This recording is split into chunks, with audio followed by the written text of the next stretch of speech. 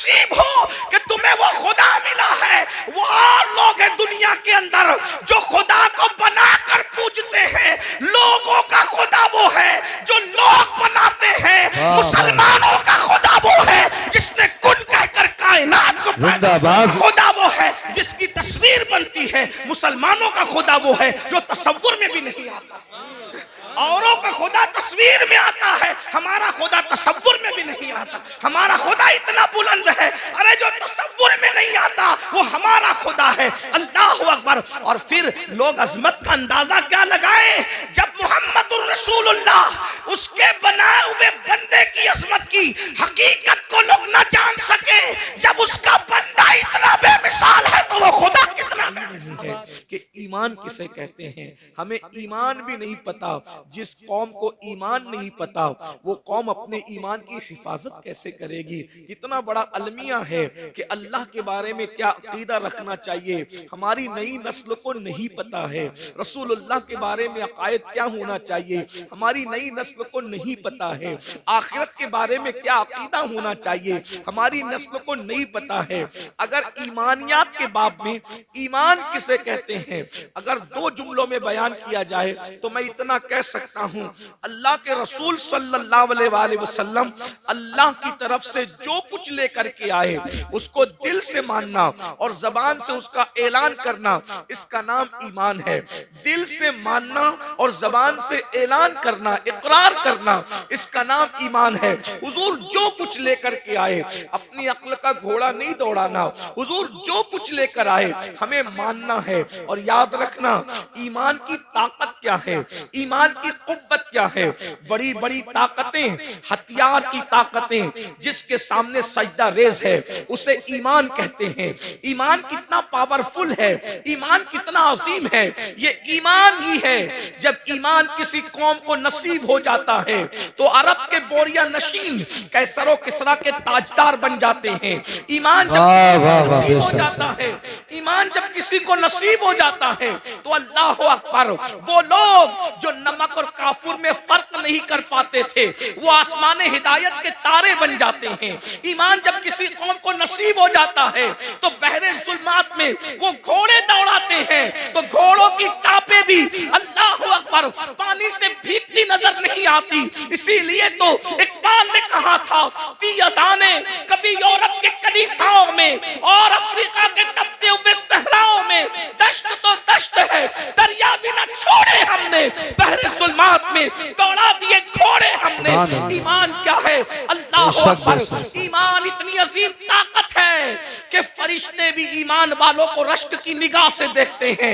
ईमान इतनी अजीम कुव्वत है कि अल्लाह अकबर दीवान गाने इश्क़े मोहम्मद को देखकर घबरा गई है गर्दिशे दौरा कभी कभी गर्दन में हाथ डाले हैं माहो नुजुम ने गुजरा इन हदों से मुसलमान कभी कभी ईमान कामिल नसीब हो जाता है तो फरिश्ते बाज नीचे रह जाते हैं मोमिने कामिल का मर्तबा उससे बुलंद हो जाता है।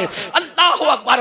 अरे ये ईमान ही है जब मोमिन अपनी कब्र में जाता है तो नकीरैन उसकी ताजीम करते नजर आते हैं। ईमान वाले की ताजीम सिर्फ जमीन के ऊपर नहीं होती बल्कि जमीन के अंदर भी होती है। नकीरैन जिसकी ताजीम करे उसको मोमिने कामिल कहते हैं मेरे इमाम कहते हैं। नकीरैन करते हैं ताजीम मेरी नकीरैन करते हैं ताजीम मेरी फिदा हो के तुझ पे ये इज्जत मिली है। याद रखना ईमान वो कुव्वत है ईमान वालों से कभी कोई जीत नहीं सका। ईमान वाले कभी हारे नहीं। कुरान कहता है वो अंतुमुल आलौना इन कुंतुम मोमिनीन तुम ही सरबुलंद हो तुम ही कामयाब हो अगर तुम मोमिन हो। ईमान को समझा क्या है ईमान की शान को समझा क्या है। इसीलिए इंसान अपने हुस्न से नावाकिफ है। इंसान अपने हुस्न से नावाकिफ है। दूसरे आपके हुस्न को देखकर अंदाजा लगा रहे हैं कि आप कितने हसीन हैं। हज़रत बेदम शबारसी ने कहा था अपनी हस्ती का गर हुस्न नुमाया हो जाए आदमी अपने अनवार पे शैदा हो जाए। हमारा ईमान का जो हुस्न है दूसरे समझ रहे मुनकरीन इस्लाम समझ रहे कि ईमान की ताकत क्या है। इसीलिए वो हमसे हमारी रोजी नहीं छीनना चाहते। मुनकरीन इस्लाम हमसे हमारे घर नहीं छीनना चाहते। मुनकरीन इस्लाम हमारी नस्लों से एजुकेशन की डिग्रियां नहीं छीनना चाहते। मुनकरीन इस्लाम अगर हमसे कुछ छीनना चाहते हैं, हमारा ईमान छीनना चाहते हैं, हमारा अकीदा छीनना चाहते हैं। ईमान कितनी कीमती शय है। आपको बताऊं, 1000 मुनकरीन इस्लाम आए थे और 313 ईमान वाले आए थे। 1000 मुनकरीन इस्लाम ताकत लेकर आए, कुव्वत लेकर आए, तलवार लेकर आए, पेट भरे हुए आए, नाचने वालियों को साथ लेकर आए, गाने वालियों को साथ लेकर आए और अपने मनसब मर्तबे और मकाम को साथ लेकर आए। वो कोई छोटे मोटे लोग नहीं थे जो मुनकरीन इस्लाम थे, मक्के की तरफ से आए थे। लेकिन 313 ईमान वालों ने क्या किया पता है? 313 ईमान वालों ने उन 1000 लोगों को धूल चटा दिया। और आपको क्या पता ईमान की ताकत क्या है? जिस वक्त अल्लाह ने हजरत इंसान को बनाया तो उस वक्त तो हजरत फरिश्तों ने कहा कि ये जमीन पे जाके खून रेजी करेंगे। पता चला खून बहाना फरिश्तों को पसंद नहीं। उनकी आदत क्या है? सिर्फ तस्बीह और तहलील करना, सिर्फ तस्बीह करना, तहलील करना। उनको मारना पीटना पसंद नहीं है। लेकिन मोमिन की शान क्या है? जब मोमिन बद्र में आता है तो फरिश्तों को हुक्म होता है कि मकाम तस्बीह और मुसल्ला छोड़ो और जिस जंग से तुम्हें नफरत थी, मोमिनों की इत्तिबा में जाकर तुम भी जंग करना शुरू करो। मोमिन की शान। मलाइका आते हैं, 5000 मलाइका बद्र में नाजिल होते हैं, कतार दर कतार ना। और सिर्फ मलाइका नहीं आते बल्कि सारे फरिश्तों का जो सरदार है वो भी रसूलुल्लाह का सिपाही बनकर के जमीन पर आता है। मोमिन को आपने समझा क्या है? मोमिन की शान क्या है? इसीलिए ईमान छीनने की कोशिश की जाती है। और हमें मोमिनों को ईमान की अहमियत नहीं है। हम अपने बच्चे को ताजिर तो बनाना चाहते हैं, हम अपने बच्चे को डॉक्टर तो बनाना चाहते हैं, हम अपने बच्चे को इंजीनियर तो बनाना चाहते हैं। खतीब बनाया, अदीब बनाया, डॉक्टर बनाया, इंजीनियर बनाया, टीचर बनाया, सब बनाया। क्या अपने बच्चों को मोमिन भी बनाया? डॉक्टर बनाने का इनकार नहीं है, डॉक्टर बनाओ भाइयों। ये डॉक्टर बनने का शौक लोगों में अभी है। नारे तकबीर, नारे रिसालत, मसलके आला हजरत उस्ताजुल उलमा हुजूर मुफ्ती मोहम्मद इस्माइल साहिब क़िबला, उस्ताजुल उलमा हुजूर मुफ्ती। आप बैठे, बिल्कुल बैठे रहे। आप उलमा इस्तकबाल करेंगे, आप बिल्कुल बैठे रहे। माशाल्लाह बहुत अच्छा मजमा है। नारे तकबीर, नारे रिसालत, मसलके आला हजरत। इतनी तबीयत अलील है हजरत की, इस उम्र में भी देखिए माशाल्लाह हजरत तशरीफ ला चुके हैं। उस्ताजुल उलमा ज़ीनत मसनद इफ्ता हजरतुल अल्लामा हजरत अल्लामा हुजूर मुफ्ती मोहम्मद इस्माइल साहिब क़िबला तशरीफ ला चुके हैं। हजरत को आगे ले लें ताकि सारे लोग हजरत के नूरानी चेहरे की ज़ियारत करें। नारा लगाए मोहब्बत से, उम्र देखे हजरत की, सब जानते हैं, पूरा इलाका जानता है। नारे तकबीर, पीछे वाले भी जरा आवाज बुलंद आवाज से नारा लगाए। नारे तकबीर, नारे रिसालत, मसलके आला हजरत हुजूर मुफ्ती इस्माइल साहिब क़िबला, हुजूर सय्यद अमीनुल कादरी साहिब क़िबला, उलमाए अहले सुन्नत। सुभान अल्लाह। माशाअल्लाह।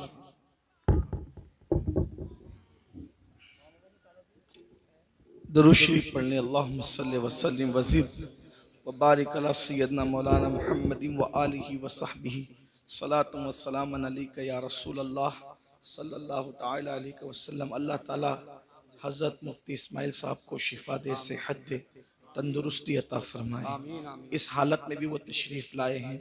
ये हमारे बुजुर्गों का खुलूस है, इखलास है। दुरूद शरीफ एक बार पढ़े, मैं गुफ्तगू आगे बढ़ाता हूँ। रब्बे सल्ले व सल्लिम दाइमन अबदा अला हबीबिका खैरुल खल्क़ि कुल्लिहिम सलातु व सलामुन अलैका या जद्दल हसन वल हुसैन व अला आलिका व अस्हाबिका या जद्दल गौसस सकलैन। तो डॉक्टर बना रहे, टीचर बना रहे, इंज सब बना रहे, इनकार नहीं। बनाइए। दुनिया में डॉक्टर बनने का शौक अभी पैदा हुआ। मुसलमान उस वक्त साइंसी उलूम का इंकशाफ कर रहे थे जब लोग साइंस से नावाकिफ थे। इसका सबूत अगर देखना है तो आप कुरान की उन आयात को पढ़ करके देखें जो साइंसी उलूम का इंकिशाफ करती नजर आती। इसीलिए आज जितने साइंसदां हैं, कोई ये नहीं कहता कि हम सर्च कर रहे हैं। पढ़े लिखे लोगों की तवज्जो चाहता हूं। आज कोई साइंसदान ये नहीं कहता कि हम सर्च कर रहे हैं। हर साइंसदान क्या कहता है? हम रिसर्च कर रहे हैं। तो रिसर्च का मतलब क्या है? पहले जो सर्च हो चुका, रिसर्च उसी का तो होता है। इसका मतलब साइंस आज भी ये मानने को तैयार है कि पहले किसी ने सर्च किया था, उसी की रिसर्च हम कर रहे हैं। तवज्जो फरमाएं। तो ये सर्च किसने किया? ये सर्च किसने किया? आप कुरान उठाकर देखें तो पता चलेगा। मां के पेट में बच्चा कब किस वक्त किस शक्ल का होता है, हर मजहब खामोश है। अगर कोई जवाब दे रहा है वो इस्लाम है और सिर्फ इस्लाम है। सुभान अल्लाह, सुभान। आप देखें ना, ये जो सर्च पेश है, आज लोग रिसर्च कर रहे हैं। सर्च तो हमने किया है, तलाश तो हमने किया है। अल्लाह अकबर। इसी तरीके से फिरौन की मम्मी के बारे में, उसकी लाश जो म्यूजियम में पड़ी हुई है, उसके बारे में जब पीएम किया गया तो डॉक्टर और साइंसदान इस नतीजे पे पहुंचे कि ये समुंदर में डूब करके मरा है। ये रिपोर्ट थी उसके पीएम की। लेकिन सोचा कि आखिर ये डूब के मरा, समुंदर में डूबने वाला बाहर कैसे निकल सकता है? सारे मजाहिब की किताब खामोश थी। इस्लाम ने कहा, कुरान ने कहा कि हमने तेरी लाश को इसलिए बचाया ताकि हम तुझे लोगों के लिए इबरत बना दें। देखो कुरान बोलता नजर आया। मेरे भाइयों, ईमान की, इस्लाम की अजमत को समझो। हमें वादहू ला शरीक, खुदाए हक, माबूदे बरहक का पता मुस्तफा जाने रहमत ने बताया। वरना कहीं तो हजरत ईसा की इबादत हो रही है, कहीं तो हजरत मरियम की इबादत हो रही है, कहीं तो हजरत उज़ैर की इबादत हो रही है, कहीं तो चांद की इबादत हो रही है, कहीं तो सूरज की इबादत हो रही है, कहीं तो गोबर और मिट्टी की इबादत हो रही है, कहीं तो दरख्त और दरिया की इबादत हो रही है। अरे तुम कितने खुश नसीब हो कि तुम्हें वो खुदा मिला है। वो और लोग हैं दुनिया के अंदर जो खुदा को बनाकर पूजते हैं। लोगों का खुदा वो है जो लोग बनाते हैं। मुसलमानों का खुदा वो है जिसने कुन कहकर कायनात को जिंदाबाद, जिंदाबाद। नारे तकबीर, नारे रिसालत। लोगों का खुदा वो है जिसकी तस्वीर बनती है। मुसलमानों का खुदा वो है जो तसव्वुर में भी नहीं आता। औरों का खुदा तस्वीर में आता है, हमारा खुदा तसव्वुर में भी नहीं आता। हमारा खुदा इतना बुलंद है, अरे जो तसव्वुर में नहीं आता वो हमारा खुदा है। अल्लाह अकबर। और फिर लोग अजमत का अंदाजा क्या लगाएं जब मुहम्मदुर रसूलुल्लाह उसके बनाए हुए बंदे की अजमत की हकीकत को लोग न जान सके। जब उसका बंदा इतना बेमिसाल है तो वो खुदा कितना बेमिसाल बात है। जिंदाबाद, जिंदाबाद। ईमान की अहमियत को समझो। कौन सा मजहब हमें नसीब हुआ है। इसीलिए आज हम ईमान की, मुसलमान ईमान की अहमियत नहीं समझ पा रहा है। मुनकिरीन इस्लाम अहमियत समझ गए, इसीलिए वो ईमान छीनना। वो जानते हैं जब तक इनके पास ईमान रहेगा इनको ज़ेर नहीं किया जा सकता, इनको तबाह नहीं किया जा सकता, इनको बर्बाद नहीं किया जा सकता। छीन लो इनसे ईमान। इनके पास दाढ़ियां रहे चलेगा, इनके पास टोपियां रहे चलेगा, इनके पास मदरसे रहे चलेगा, इनके पास स्कूल रहे चलेगा, इनके पास जो वो सर्टिफिकेट रहे चलेगा, इनके पास ईमान नहीं रहना चाहिए। इसीलिए ईमान छीनने के लिए मंसूबे बन रहे हैं, अलग अलग मंसूबे, दाखिली मंसूबे, खारजी मंसूबे। बहुत खतरनाक चैलेंजेस का हमें सामना है। और आप आज हमें बच्चा डॉक्टर बने, इंजीनियर बने, ताजिर बने, उसका मुस्तकबिल सुधर जाए, सबको फिक्र है। अगर फिक्र नहीं है, ईमान की फिक्र नहीं है। नबियों की फिक्र क्या थी? अच्छा कुछ तो इतने देर होशियार है, कहते हैं मौलाना हमारे बच्चे थोड़ी बिगड़ेंगे। और तू कौन सा दीन पर है जो तेरे बच्चे दीन पर कायम रहेंगे? किस बिगड़ने की, सुधरने की बात करते हो? जिस कौम को कलेमा पढ़ना नहीं आता है। हमारे बुजुर्गों ने कहा कि निकाह की महफिल में जाओ तो कलेमा पढ़ाओ तो नहीं पढ़ पाते, तो जो शादी की खुशी के मौके पर काजी के पढ़ाने पे कलेमा नहीं पढ़ पाते, वो मौत के इस्तिराब में क्या कलेमा पढ़ पाएंगे? बताए ना, आप किस ईमान की बात करते हैं? आप किस ईमान और अकीदे की बात करते हैं? भाइयों, मेरी कौम को कलेमा नहीं आता है। उन्होंने गाने तो हिफ्ज कर रखे हैं, कुरान की कितनी आयतें हिफ्ज है, जरा अपने आप में डूब कर सोचो। मैं कोई डांट पीटने नहीं आया, आपको कोसने नहीं आया, लेकिन ये महफिलें एहतिसाब की महफिल है, ये महफिलें जन्नत बांटने की महफिलें नहीं है। मैं इसका कायल नहीं हूं, इसलिए कि हम लोग फिक्र रजा के वारिस, फिक्र रजा हमारी मुहाफिज, हम वो लोग नहीं है कि कहा इसको देखो उसको देखो जन्नत मिलेगी। मैं इसका सख्त मुखालिफ हूं। जो कौम गुस्ले जनाबत से ना वाकिफ हो, तुम इसको क्या जन्नत बांट रहे हो, बेवकूफ बनाते हो। अल्लाह को हमें मुंह नहीं दिखाना है, खुदा को क्या मुंह दिखाओगे? बताओ तो सही। जब वो सुन लेंगे कि मुफ्ती इस्माइल साहब के चेहरे को देख के जन्नत मिलती है, अमीनुल कादरी के चेहरे को देख के जन्नत मिलती है, मुफ्ती जलीस साहब के चेहरे को देख के जन्नत मिलती है, बेवकूफ है फिर वो फजर में उठेंगे? बेवकूफ है वो फजर में उठेंगे? नहीं मेरे भाई, हमें अपनी कौम पे इतना जुल्म नहीं करना चाहिए। जो कौम कलमा याद ना रखे, वो कौम कैसे जन्नत में जाएगी? कुछ लोग हमसे लड़ते हैं कि तू लोगों को मायूस करता। मैंने कहा मैं मायूस नहीं करता। हम कैसे मायूस कर सकते हैं? हमारे यहाँ तो ईमान की डेफिनेशन ही है, अल ईमान व बैनल खौफ व रजा। ईमान खौफ और उम्मीद की दरमियानी कैफियत का नाम है। हम कौम को मायूस क्यों करेंगे? लेकिन जो कौम इतनी बेबाक हो चुकी हो कि बड़ी माजरत के साथ, यहाँ के हालात ऐसे नहीं होंगे, लेकिन हम पूरा हिंदुस्तान घूमते हैं और बड़ी बात नहीं करते, दुनिया में भी जाते हैं हिंदुस्तान के अलावा। लोग इतने गाफिल हो गए अपने दीन से कि जिनकी निगाहें पाप से उसकी सगी साली महफूज नहीं है, उस कौम को हम चेहरे दिखा के क्या जन्नत बांटेंगे? जिस कौम की निगाह से उसकी चचाजाद बहन महफूज नहीं है, हम उस कौम को क्या जन्नत की बशारतें देंगे? मेरे भाइयों, हालात इतने दर्दनाक हैं। अब हालात तो ये है कि माज़अल्लाह बेटियां जवान हो जाए तो बाज जगह वो बाप की निगाह से महफूज नहीं है। इतनी गफलत का हाल है, खशियत इतनी उठ चुकी है, खशियत रब्बानी उठ चुकी है। मैं जानता हूं हम ग्राउंड रियलिटी के लोग हैं, हम ग्राउंड जमीनी हकायक वाले लोग हैं। हम लोग जानते हैं हालात के तकाजे को। लोग हमारे पास आकर के बातें करते हैं। बाज बच्चियां तलाक पा करके घर आई है तो बाप ने पाप की नजर डाली है, बाज जो है वो बहुएं जवान सुसर की निगाह से महफूज न रह सकी है। ये हकायक है, जमीनी हकायक ये है। मेरे भाइयों, जिस कौम के अंदर से खौफे खुदा इतना उठ जाए, कहां वो तकवा था, कहां वो तकवा, कहां वो तकवा कि सैयदना उमर इब्ने खत्ताब जैसी हस्ती जिन्होंने रसूलुल्लाह की जियारत की है, और खौफ का आलम यह है कि चेहरे पर आंसुओं के निशान है। अल्लामा इब्नुल जौजी अपनी किताब में लिखते हैं कि एक मर्तबा फारूक आजम अपने घर के दरवाजे पर बैठे, फारूक आजम घर के दरवाजे पे बैठे हैं और चेहरा गली की तरफ किया हुआ है। जरा गौर से सुनना, चेहरा गली की तरफ किया हुआ है और दरवाजे पे बैठे हैं। एक सहाबी आते हैं, चले जाते हैं सलाम करके, कुछ देर के बाद आते हैं तो फारूक आजम उसी तरह दरवाजे पे बैठे हुए हैं। वो लोग भी क्या लोग थे, ये नहीं देखा कि फारूक आजम है, ये नहीं देखा उमर इब्ने खत्ताब है, ये नहीं देखा कि रसूलुल्लाह के सहाबी हैं। जब देखा कि दरवाजे की तरफ रुक करके बैठे हैं, वहां किसी की रियायत नहीं थी, क्योंकि वो लोग सबसे पहले शरीयत के मुरीद थे, बाद में किसी के मुरीद थे। वो लोग सबसे पहले शरीयत के मोतकिद थे, बाद में किसी और के मोतकिद थे। फारूक आजम को दरवाजे पे बैठा देखकर एक आम सहाबी टोकते हैं, उमर अब तुम भी दरवाजे पे बैठोगे रास्ते की तरफ मुंह करके? आप दरवाजे पर क्यों बैठे रास्ते की तरफ मुंह करके? हम तो किसी को रोक भी नहीं सकते, टोक भी नहीं सकते, इसलिए कि हमें माज़अल्लाह सुम्मा माज़अल्लाह, अल्लाह की रजा से ज्यादा किसी और की रजा प्यारी हो गई है कि उस कौम की तबाही से उस कौम को अब कोई नहीं बचा सकता।